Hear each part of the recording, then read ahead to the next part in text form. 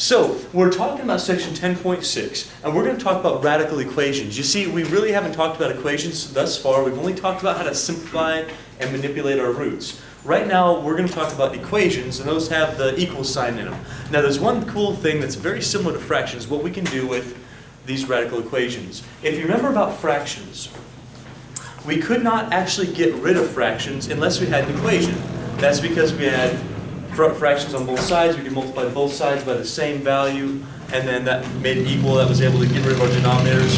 We have something very similar with these radicals. If we have an equation, we can raise both sides of an equation to the same power, and it's still equal. And that's the kind of statement we're going to live off in this whole section right here. It's just one statement. It's the only thing that we're really learning today. Some of you guys aren't even with me right now. It's the only statement that we can live off today that we're going to learn is that we can raise both sides of an equation to the same power. That's it.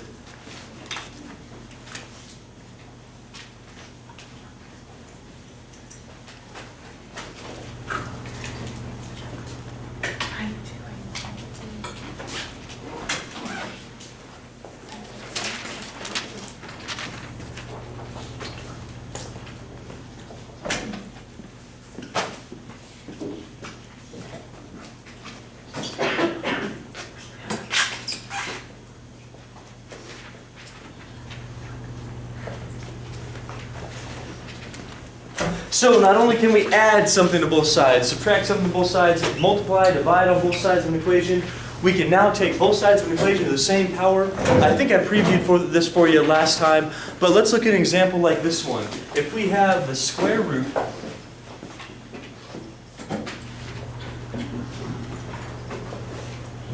of 3x minus 2 equals 5. Square root of 3x minus 2 equals 5. Right now, there is absolutely no way to solve for x without utilizing this statement right here. You see, we can't add 2, we can't divide by 3, because that's all interconnected within our square root. So in order to kind of solve this problem, we've got to somehow get rid of our square root. Are you with me on that, folks? We've got to get rid of that thing so we can get this 3x minus 2 by itself without that square root around it. The only thing we have to realize is that this statement really is true. We can take both sides of an equation to the same power. What you have to understand is that just like a root would undo a power will undo a root. It's the same idea. If you remember anything about what I taught you about these rules, I told you that that right there is the same thing as that right there. Do you remember that? What that means is that a root will undo a power, or a power will undo a root. It's the same expression. So when we deal with this problem, we're going, okay, well, I know I've got the square root of 3x minus 2 equals 5. We've got to understand what power is going to undo that root. So what type of root do we have? Square root. Cool. What type of power is going to undo a square root? Okay. The only thing you have to do, just be careful on this. A lot of people really do get that. They go, oh yeah, square root, square power, no problem. We've been doing this the whole time. But what they'll do, I'm going to rewrite this.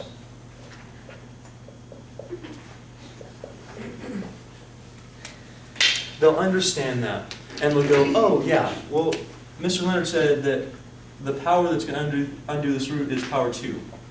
And that's what they'll give me on the test, or on their homework. They'll give me just this. Is this appropriate? No, you have to do both sides. It is an equation, right? What you do to one side, you have to do to the other, no matter what you're doing. Adding, you do to both sides. Subtracting, you would do to both sides. Multiplying, dividing, you would do to both sides.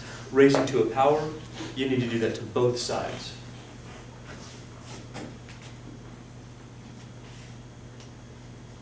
And I'm going to put parentheses around that, not really because it's so necessary in this case, but just to get in the habit.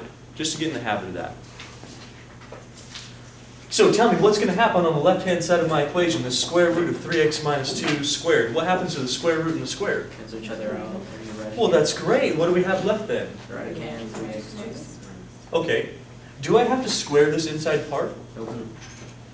Do I have to do anything with that? No. So as soon as I do that, that's all that operation is doing. That's kind of nice. I mean, really, we're just left with 3x minus 2 equals, well, we can square 5. That's pretty easy. We're going to get 25 on that side. After that, we have something that is very, very simple to solve, something we've seen in this class time and time again, and that's how this process is going to work. We square or cube or fourth both sides of an equation, depending on what type of root we have. After that, we'll have something simpler to solve with no roots. You with me? We can solve this one. I'm not going to patronize you by asking you about it. We're going to add 2 here. We'll get 3x equals 27. Of course, our last step is divide by 3. We've done this a lot. That's why we're in this class, because we do things like this. And we've got x equals 9. By the way, could you check your work? Yeah. Sure, if you want to, plug it into your original one. 3 times 9 is minus 2, square root. We got it. That's the right answer. Raise your hand if you feel okay with it so far. All right, good. Why don't you try one on your own real quick, just to make sure you get the hang of this. Go through the process once. It'll be very similar, not a real hard thing. You just have to kind of remember what to do, right? That's the whole idea in this chapter, is the math isn't too hard. It's not like chapter 7 where you were doing all sorts of crazy stuff, right? This is not that many steps. To be honest with you, it's not that hard. You just have to remember what you can do, what you can't do. That's the whole idea.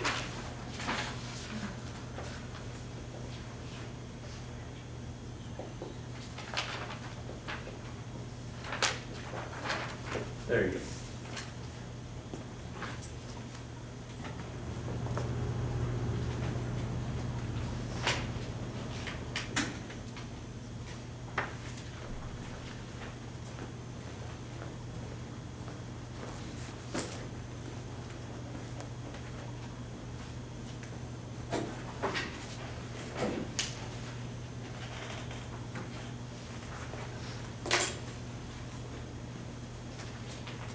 So the way we get rid of a radical is to look at the type of radical we have, look at that type of root, and we can raise both sides of an equation to that same power.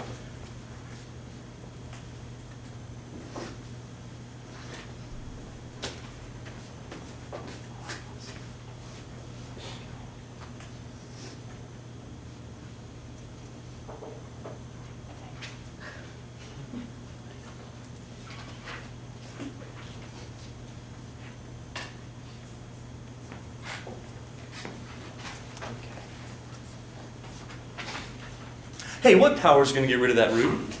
2. So we're going to look at the type of root we have, the square root. A square power is going to get rid of that. One thing you got to be careful of, make sure we're not just doing this to one side. If you do it to just one side, you're going to be way, way, way off, right? Because you'd have 7 instead of what we should have, which is 49. So we're going to square both sides. That's legal. Taking both sides of the same power, that's fine. What happens over here is that the square is going to undo their inverse operations, undo that square root. By the way, do you want to see why this works? If you really want to know. Here's why this works. I'm going to do a very simple example to show you why. Let's say you had the square root of x equals 2. Okay, very simple example. Watch on the board here real quick. You don't have to write this down, just watch. The square root of x, I would square both sides of that, right? That's what I'm telling you. Why that works is because the square root of x could actually be written as x to the 1/2 power. Is that true? If you square both sides here, what do you do when you take an exponent raised to an exponent? What's 1/2 times 2? 1. You get 1, x to the first. So this would actually give you x. That's why that works. That's why we can square root and it actually works out for us. Okay, anyway, a little above and beyond for you. Hopefully you caught on to that. So here we know a square root and a square, they're going to simplify. We're going to get 3x minus 5. You don't change that at all. You just have to remember to square the right side as well. We're going to get 49. After that, we'll solve it. We all know how to solve these things. We're going to add 5 to both sides. We'll get 3x. What is that, 54? And if we divide by 3, how much is it? 18. Would you raise your hand if you got 18? Cool deal, all right. Let's try the next one. Let's try the next one. What type of root do we have? Square. Okay, cool. Yeah, definitely a square root. So we'd square both sides here, right? Not yet, you have to Wait a second, wait. What do you mean not yet? you have to move the Oh. outside numbers to the other Does it look like these ones? side. No. These ones were different than that one. These ones, it was square root equals something, right? Square root equals something. That was great. do you remember the absolute values that we did in chapter 9? And how when you did your absolute value, you actually had to get it by itself first. Do you guys remember that? Some of you guys are zoning out still right now. Do you remember that? Are you with me on that? So we'd isolate that, and then we'd make our two equations. Some people on the test forgot those two equations, but you know, whatever. We would normally isolate those things before you do any work with it. That's the same idea here. If you try to square both sides, I want you to notice this. You could do it. It's legal. You could do it. But if you squared both sides here, sure, the square of 0 is still 0. But over here, notice you would have a FOIL problem. You'd have to write that out. You would have 4 terms. 2 of them have a square root. That would be ridiculous. You really don't want to deal with that, do you? No. No. We're going to isolate the square root first. That way, when we square this side, we get something reasonable. When we square the other side, we don't get a square root anymore. That's what we want to do. So before you square both sides, please listen to this. Please write this on your paper. Isolate your square root first. Absolute necessity. Unless you want to spend a whole long time on these problems, which you don't.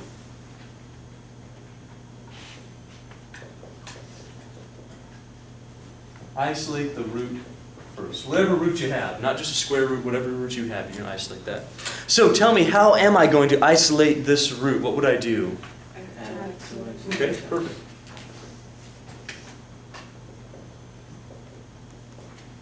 And of course, we mean to both sides. On the left-hand side, I'm left with a square root of 9x minus 2.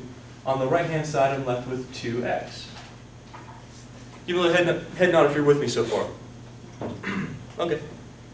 Is my square root isolated? Yep. I mean, it's all by itself, then an equal sign. We got that? What power is going to get rid of our square root? Okay. Now watch what we're going to do here. Okay, you got to watch carefully. Sure, we are going to square left-hand side. No problem, for sure. If we square the right-hand side, is that okay? What that means right there is 2x squared, right? The reason why I had you do parentheses here, and the reason why I had you do parentheses here, even though it seemed like we probably didn't need it, is that if you're going to square this right-hand side, you are not going to get 2x squared of that. Why not? You did both the 2 and the x. So I'm not just I don't want to leave that 2 alone and just square the x. I want to square both those things. I want to square the entire side, right? That's why we've been practicing the parentheses here. If I put the parentheses around it, well, that changes the problem. That says not only am I squaring the x, I'm squaring everything in that. It's a product. And one of those rules that we had for our exponents was that if you have a product inside the parentheses, you square not only x, you also square the 2. Think it's going to affect your problem if you forget to square that 2? Mm-hmm. Yeah, probably. You're going to get 2x squared instead of what we should get, 4x squared. So here now, we're not going to get 2x squared. When we square the 2, we get 4. And then, of course, we are going to get x squared. Don't forget that we have an x squared. You know what a lot of people do? They're going quickly. They give me this. Maybe they do the 4. They give me that. Is that going to change your problem? Yeah. Yeah, that's a drastic change in our problem right there. So be careful. Don't go too fast. Again, the math here isn't going to be that hard. It's all stuff we've done before. It's just kind of noticing the small things, knowing what you can do for any given problem. So here, for sure, we're going to get 4. We're also going to get x squared. Now the left-hand side, well, we've done this a couple times now. The square and the square root, those things are gone. They're inverse operations. They're going to cancel, if you want to say cancel, each other out. We get 9x minus 2. No change, except that we don't have a square root anymore. Raise your hand if you feel okay with this so far, especially the x squared. Yes? Oh my gosh. What do we do now? This should be exciting. Oh, this is exciting. This is a good day for you guys to be in class. I mean, you don't want to miss Thursdays anyway, because it's the best day of the week. But this day, oh, putting stuff together now. Do you see it? It's a diamond problem? Why? Why is it a diamond? Someone explain that. Someone else explain that. You have to set it to 0. Why do we have to set it equal to 0? It's squared. Squared. Okay, that was 4 people who knew that. That's fantastic. Did you all see that as well? We got an x squared. You can't solve that by any normal means. It's not like this problem, right? Where we just add a number and divide. It's not like that, because we have an x squared up there. Notice how if you would have forgotten x squared, it wouldn't be a diamond problem. You'd be subtracting the smaller variable, you'd get something completely different. We're actually going to get 2 answers on this thing. Or we have the potential for getting 2 answers on this thing. Whenever you saw the x squared, this was way back even before this class. This was review for you, like section C, the appendix C that we did. This means that you're going to get everything to one side, you're going to get 0 on the other side, and you're going to factor this. That's what the x squared says to do. Now, should we be moving the 4x squared to the left or the 9x and the 2 to the right? To the right. Yeah, we want to keep that positive, that way we can factor it. So that means we'll have to subtract 9x. We'll get negative 2 equals 4x squared minus 9x. Notice they're not like terms, I just have to just line them up horizontally. Is that good enough? Yep. No, the last thing I got to do is, Add 2. yeah, I got to do that as well. So 0 equals 4x squared minus 9x plus 2. Now that should look familiar because we've done that a whole lot in this class. This is where kind of where we really started the actual math process for us. We factored. That's what we factored. How are you going to factor that thing? I'm going to split it into 2 and then write it down. Sure, what did we call that? We're going to do a diamond. 3 terms, diamond problem. I want you to set the diamond problem. See if you can still do it. Remember what I said about spiraling information? If you lose this stuff, Lost. you're not going to be successful. You can't lose the stuff.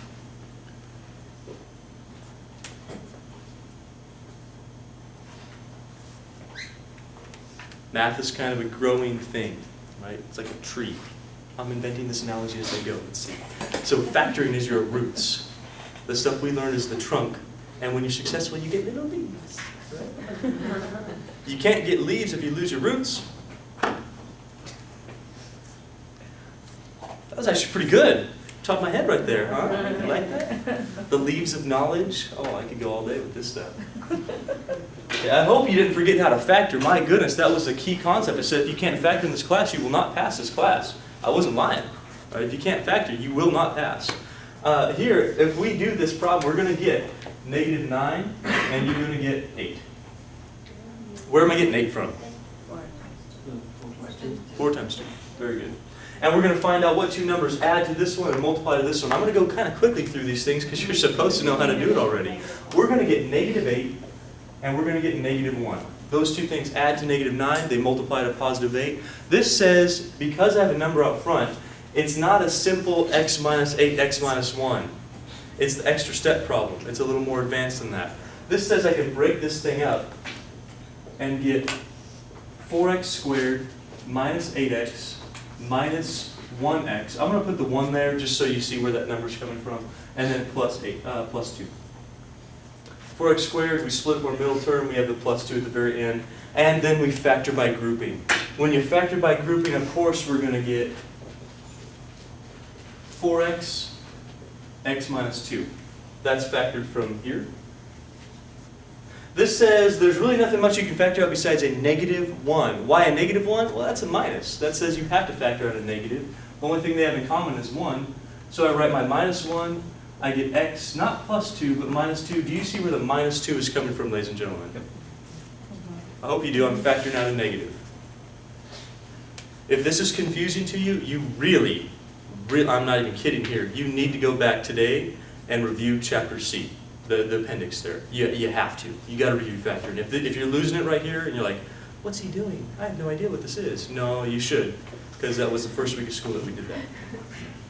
Okay, factoring by grouping says when you have the same exact thing twice, you can factor it out. I'm going to move up here for you so you can actually, you know what, I have one more second. We could write x minus 2. That's our common factor. We write the remaining stuff, 4x minus 1, and that's factored. Now, after you have it factored, are you done? No, you have to set each one equal to 0 and then solve it. What's that called on the right-hand side of the room when we set each one equal to 0? Why is that? Why do we get to do that? We do. That's why we do it. What lets us do it? Okay, yeah, it's called the zero, some zero rule. The zero product property. Very good, zero product property. Says that if you have 2 things that are multiplied together that equal 0, you set each one of them equal to 0. So, I'm going to make a little this section over here. We get to set x minus 2 equal to 0. That's the first one. We also get to set 4x minus 1 equal to 0.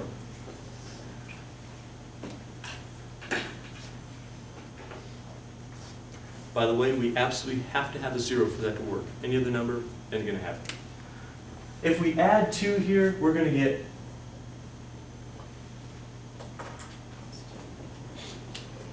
x equals 2.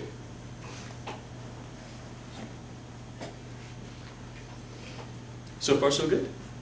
Yeah. Okay. If we add 1 and divide by 4,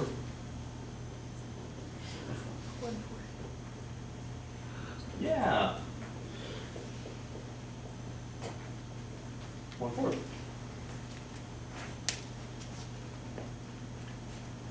Would you raise your hand and feel okay with that? How about okay with the factoring? Now, honest with me, how many people kind of were iffy on the factoring? Okay, that's all right. That's all right, but you need to go back and look at it. If you knew you're iffy on the factoring, go back tonight and look at the factoring. You with me on that? Because otherwise, I mean, honestly, this is easy. Adding 2x and squaring both sides, that's easy. It's really, really easy. But then doing this part, that's the tough part, and that's old stuff for us. Brenda? When we do diamond, Yeah. the middle term always go on top, or can it be like such? Yep, this one goes on top, these two go on the bottom. You add to the top, you multiply to the bottom. Go review that tonight on that video, okay?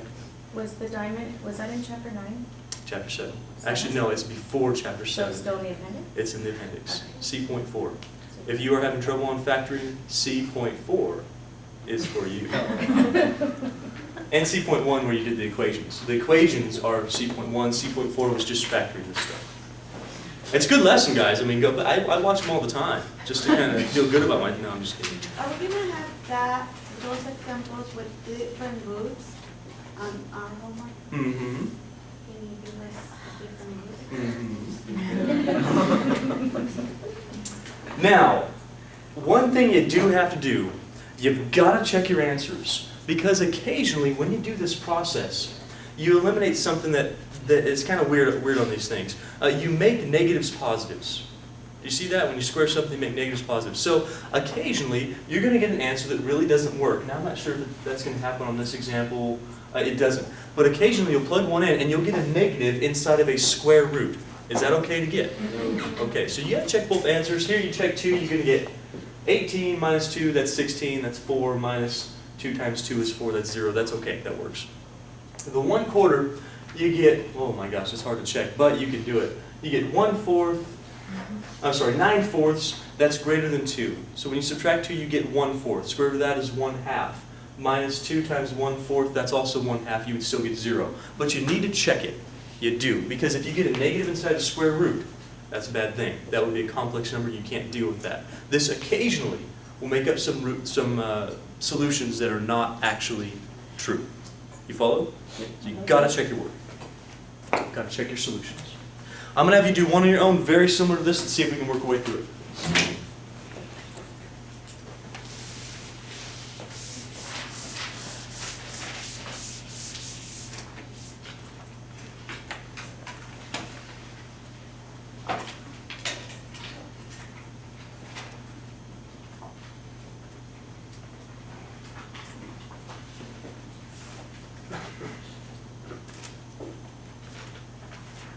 Go for it.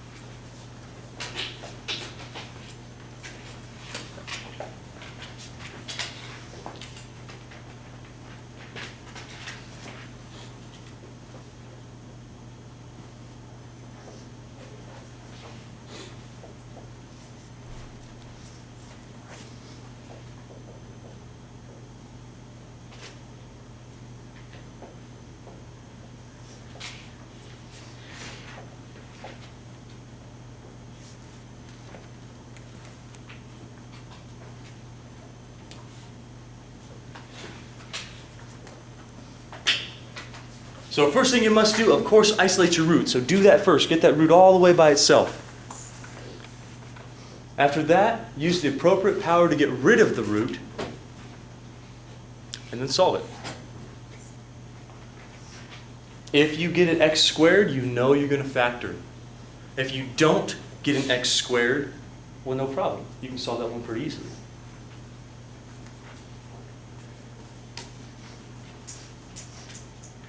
In this one, did you get an x squared? Yes. Okay.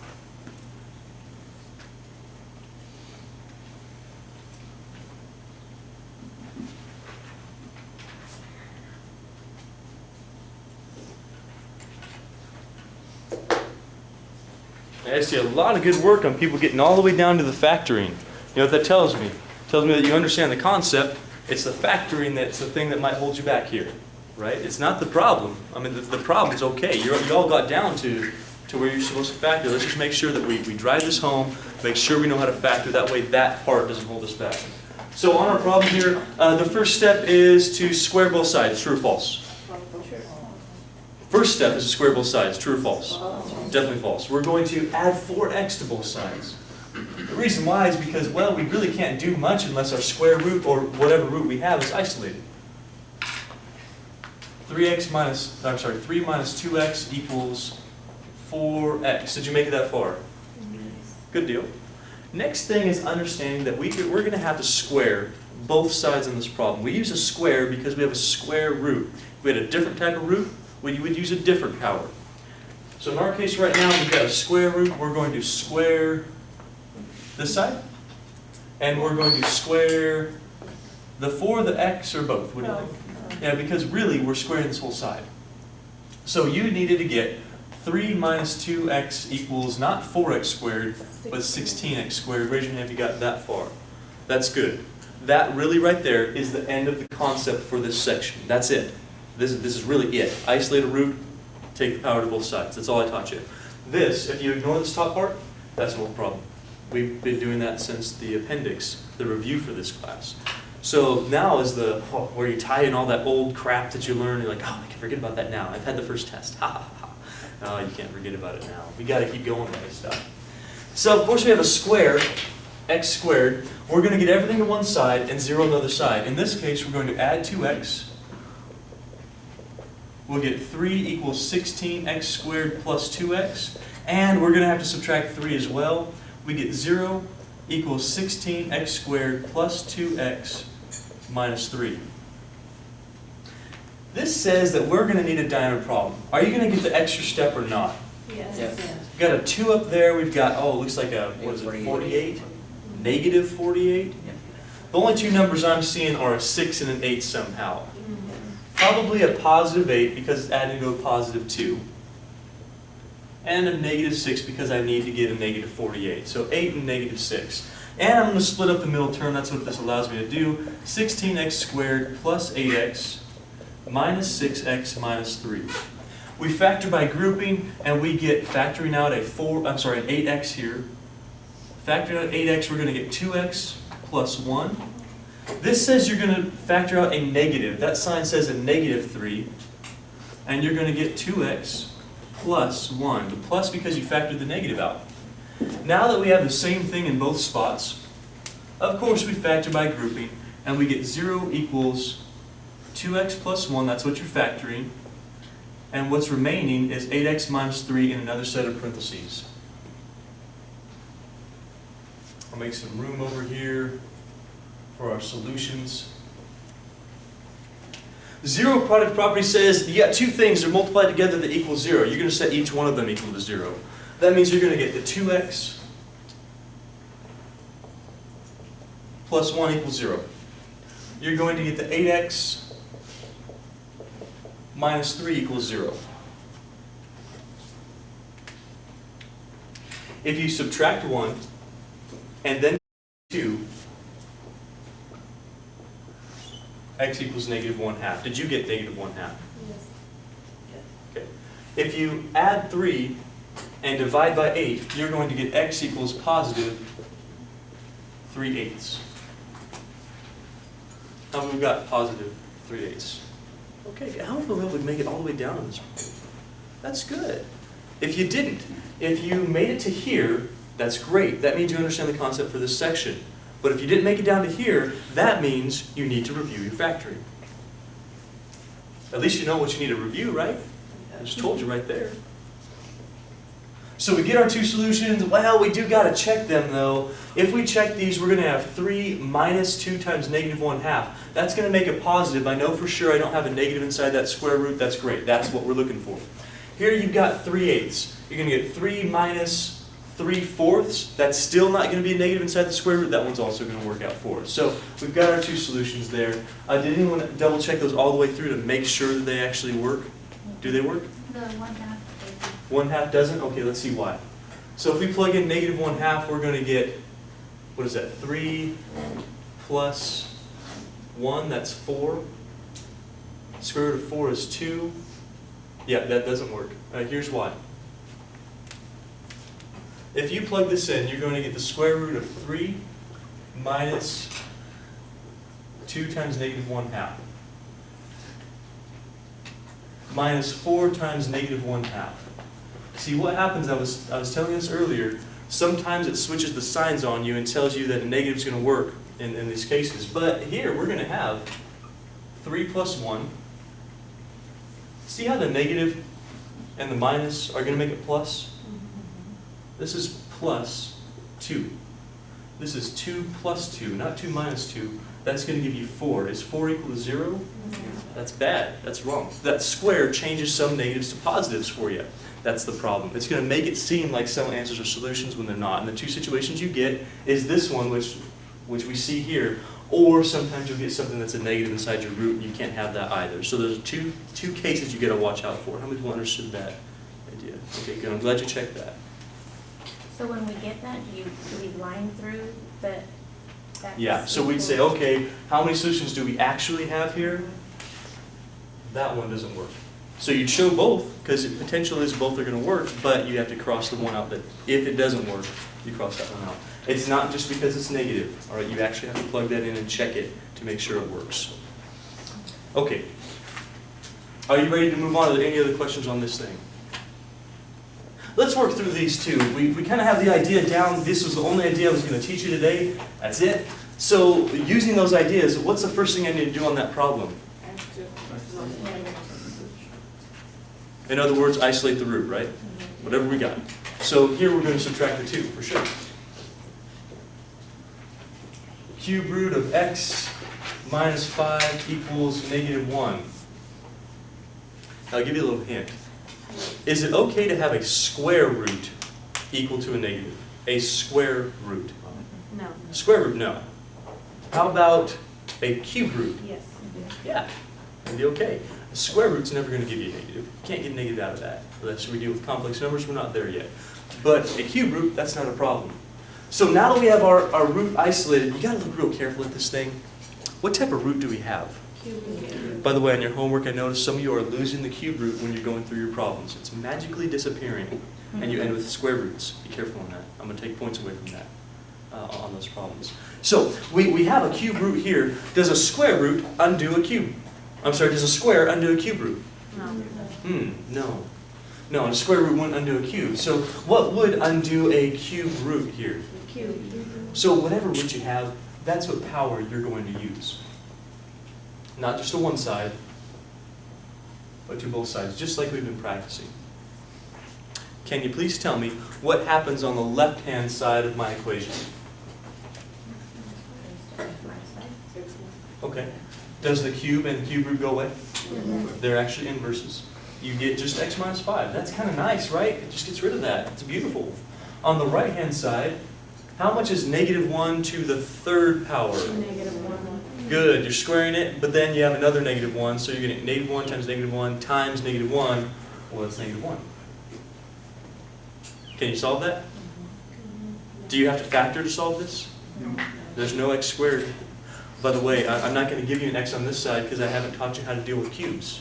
You can't factor those cubes in this class. We don't know how to do that. So pretty much you're going to be wanting things like to the third powers, right? Because those are easier.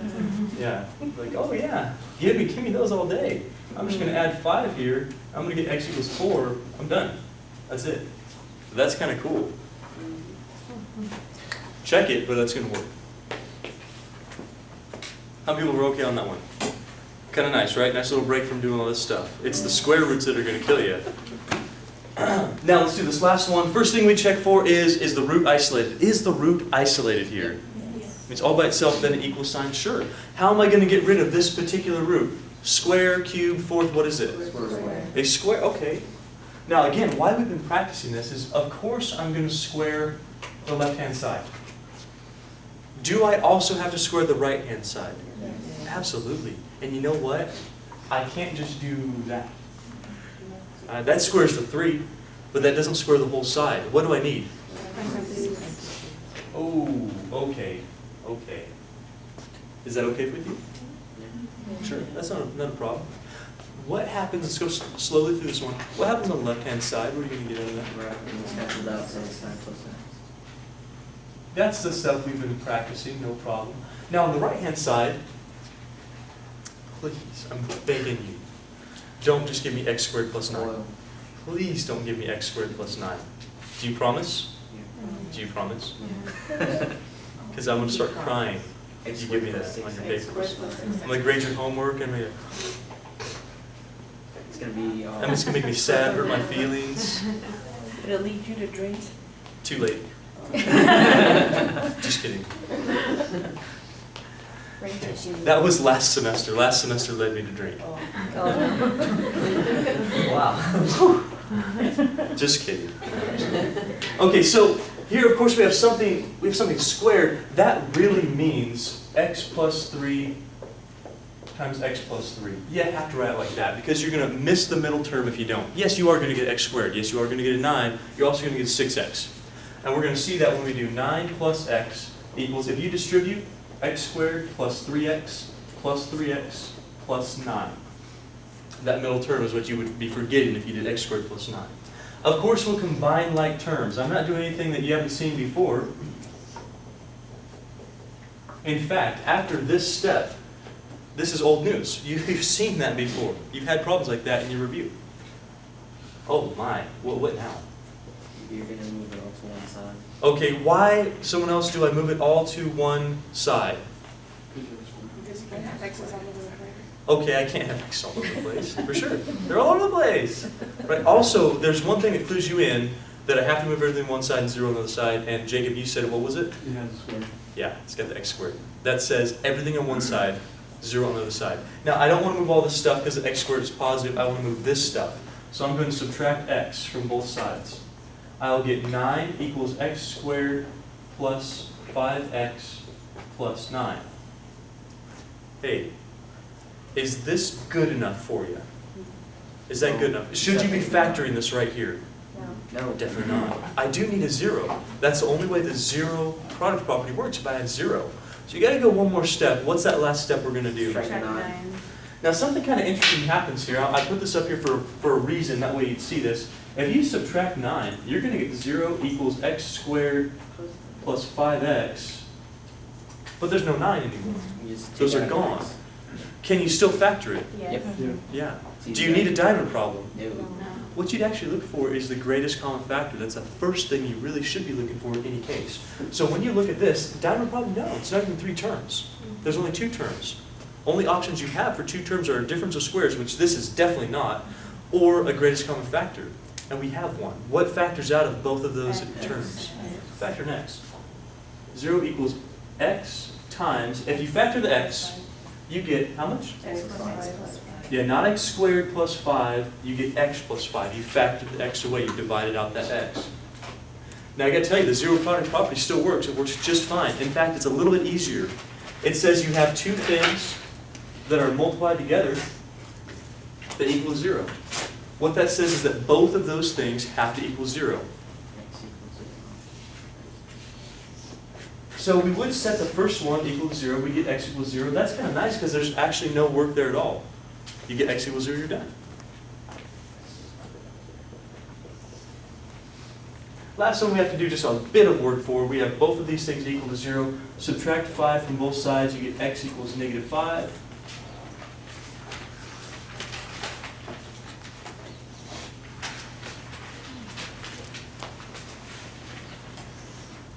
It works against And you got to check your solutions here. You got to check. Firstly, how many of you feel okay getting that far? Right. Check the 0 with me. If we check 0, we get 9 plus 0. How much is that? Square root of 9 is, we got 3 on this side. 0 plus 3 is 3. It works. Check the negative 5. If you check the negative 5, 9 plus negative 5, that's really 9 minus 5. That gives you 4. The square root of 4 is, now check the right-hand side. Notice we got a 2 when you plug in that number. That would be negative 5, right? What's negative 5 plus 3? Did that work? Same situation that we have over here. Basically the same situation we had over there. This expression, or that solution, is not going to work in our problem. So we cross that out. Because you get 2 equals negative 2, again, that square is making some false solutions positive, so it looks like it works, but it doesn't work. Because that square, the square root, kind of gives us a false sense of security there. It says you're squaring it, making negatives a positive. It's going to look like it works, but it doesn't. Did you guys kind of see that point there? So you really do have to check. You've seen this twice now. You really do have to check your solutions, because sometimes you're going to get those false solutions. It's not a good thing. So we checked that solution in the original problem before we put the parentheses. Absolutely. Yeah, the very original one. That's how you check all solutions. It's an original equation. You okay so far? Got 2 more things to talk about. The first one, we're not going to go through this all the way down. I want to show you the idea here. I'll give you the first step. That way you don't get completely lost on your homework. But it is the same idea. And then we're going to talk about something called the Pythagorean Theorem that we can apply this to. If you've never heard that before, not really too much of a hard, actually probably most of you have heard of it in some way, shape, or form, but we'll talk about it in relation to this material.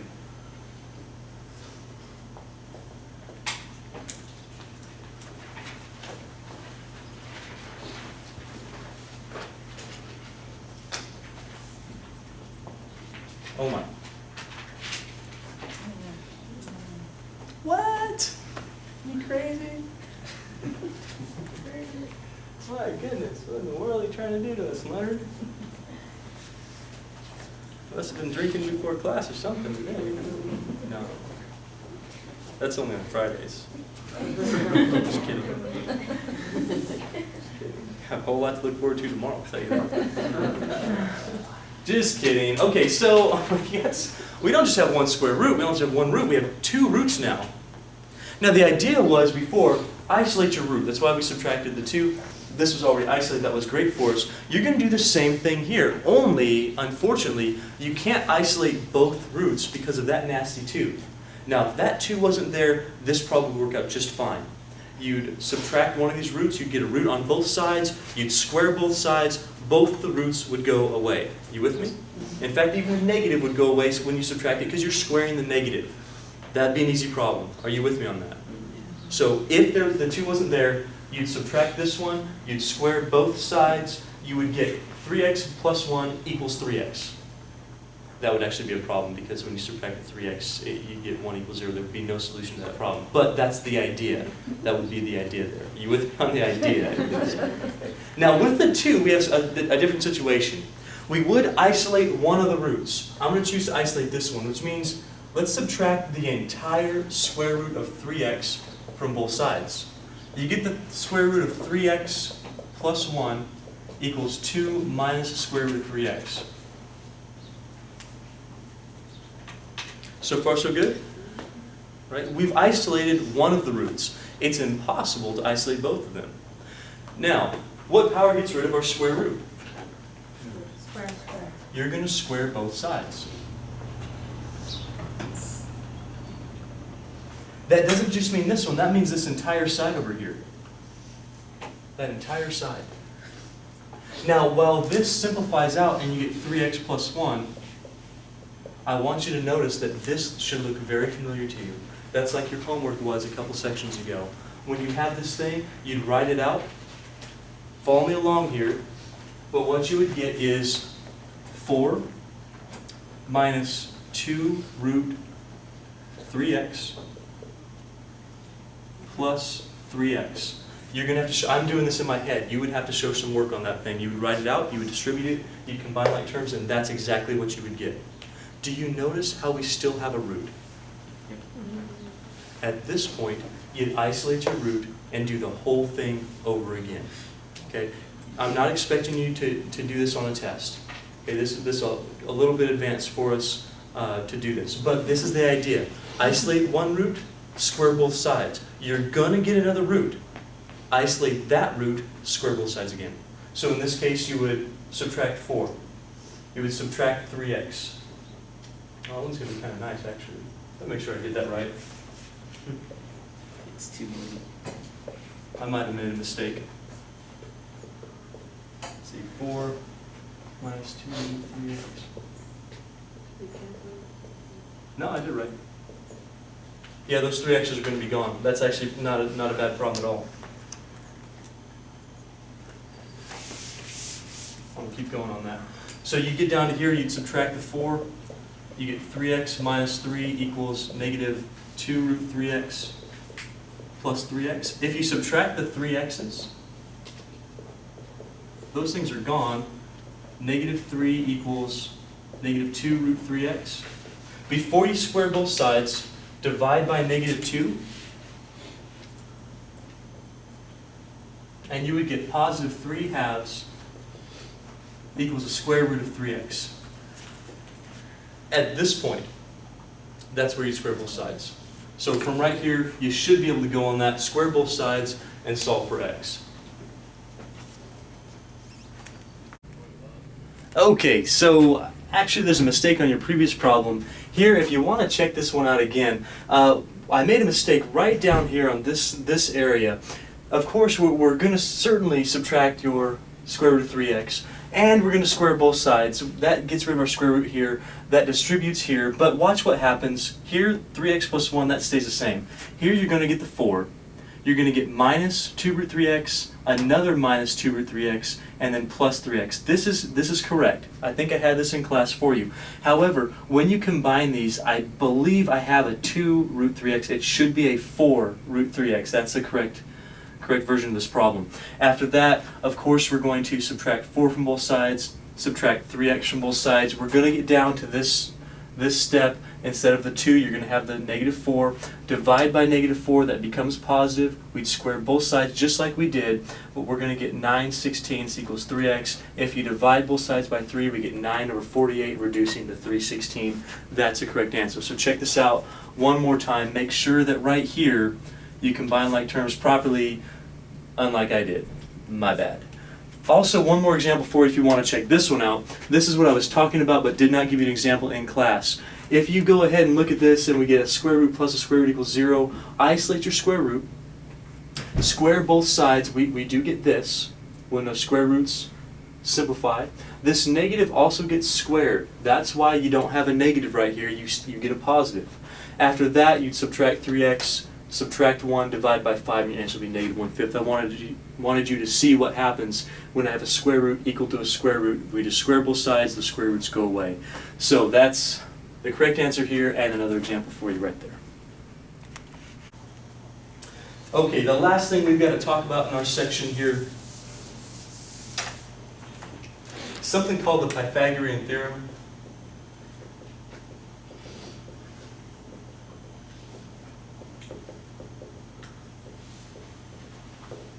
Pythagorean theorem works on something called a right triangle. A right triangle basically is a triangle with one 90-degree angle. We have special names for these sides though. This one's called a leg. This one's also a leg. And this one, do you know the name of that one? Hypotenuse. Hypotenuse, that's right. Bless you. Here's what the Pythagorean Theorem says. Pythagoras was an old guy that actually killed him. They murdered this guy a long time ago because he said that not all numbers are rational, and these people, their religion was based on numbers. I'm not even kidding you. So they would like do all crazy stuff with numbers. So that they said, oh, every number can be represented as a fraction. This guy goes, no, it can't. So they killed him because it ruined their whole religion. All right, that was the whole idea. So anyway, Pythagoras, this guy, it's actually his followers who made this up. But Pythagorean theorem says if you take a leg and you square it, plus a leg and you square it, it's equal to the hypotenuse squared. That's the whole plan. This whole thing. What this allows you to do is if you have some missing sides for a triangle, you can actually solve them. For instance, if you knew this was 9, and this was 6, and this was x. Can you tell me what one of the legs is here? X squared. 6 is a leg. Very good. Someone else, what's the other leg? And what is the hypotenuse? Give me a little head nod if you're okay on those names. This is a leg, and that's a leg, and that's a hypotenuse. The longest side, opposite the 90-degree angle, is the hypotenuse. As long as you take this and set up in this equation, you can solve it. So if our leg is x, we would get x squared. That's a leg squared. Plus another leg squared. That would be 6 squared equals 9 squared. So far, so good? Okay. How much is 6 squared?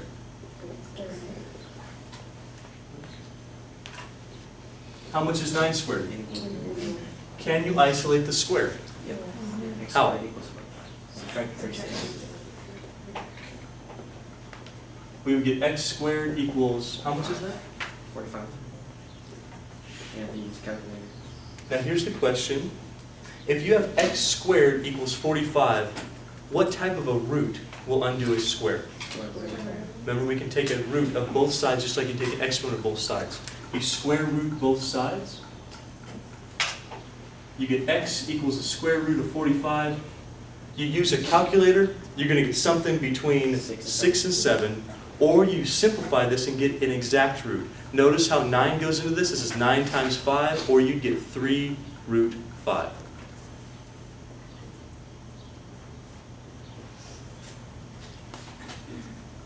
Does it matter in which form it is, whether it's The book might have both an exact and an approximation. So calculator give you an approximation that's exact.